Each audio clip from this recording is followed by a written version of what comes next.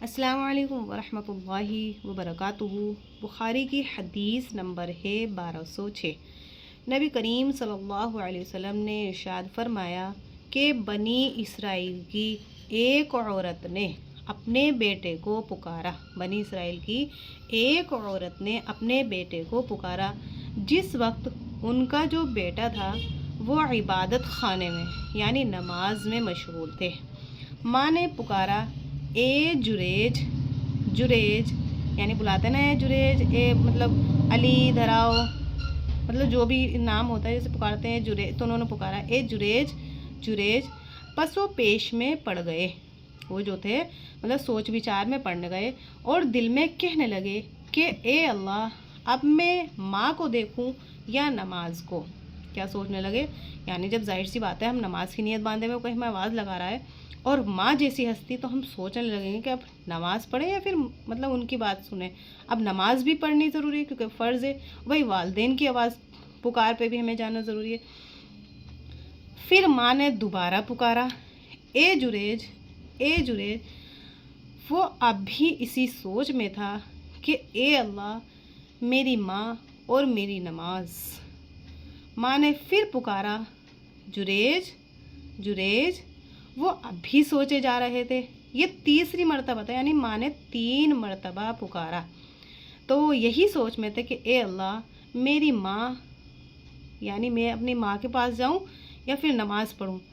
آخر ماں نے تنگ ہو کر بد دعا ہی دے دی کہ اے اللہ، جریج کو موت نہ آئے جب تک وہ فاحشہ عورت کا چہرہ نہ دیکھ لے، یعنی کسی فاحشہ عورت کا چہرہ نہ دیکھ لے جب تک جریج کو موت نہ آئے۔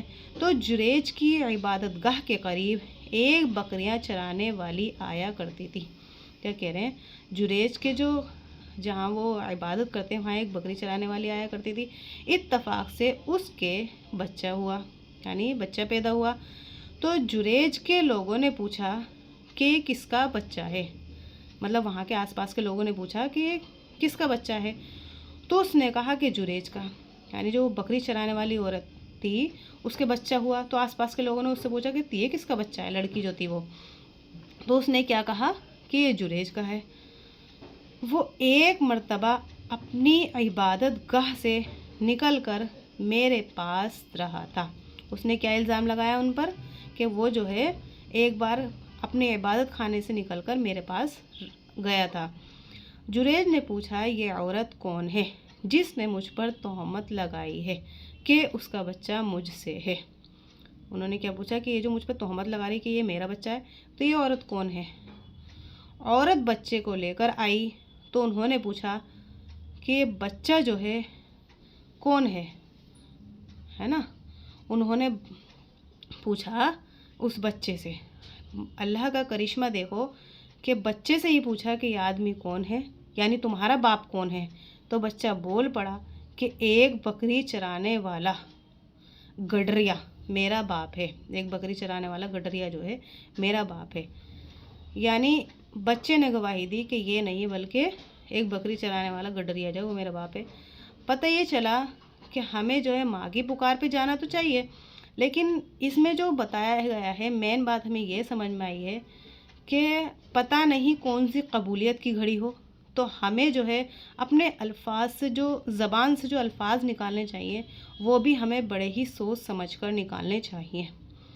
ہمیں بے وجہ ہی جب بھی ہم بولیں پتہ نہیں کون سی قبولیت کی گھڑی ہو، کون سی دعا کب ہماری قبول ہو جائے، تو ہمیں سوچ سمجھ کر، پہلی بات تو اللہ کے نبی کبھی بد دعا ہی نہیں دیتے تھے۔